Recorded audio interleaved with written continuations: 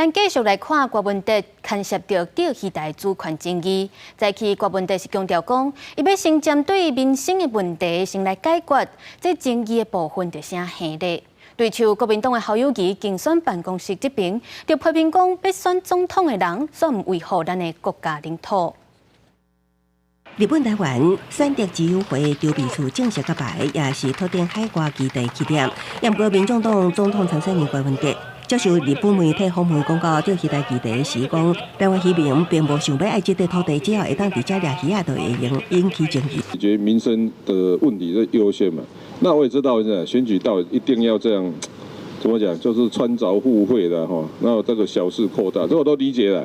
郭文德阁表示，立场民生问题优先解决，另外有争议的问题则慢慢来处理。也毋过，钓鱼台论述争议继续发酵。国民党总统参选人侯友宜的强烈批评，钓鱼台是中华民国领土，国家元首应该全力捍卫国家领土。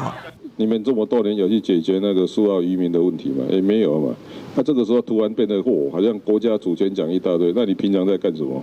另外 ，AIT 主席罗森伯格初五来台，顶开为期6天的访问，各界也关注郭文德敢是会甲罗森伯格见面。对此，郭文德表示，因为反台了后的行程拢伫高雄，若要见面，就爱请罗森伯格来高雄。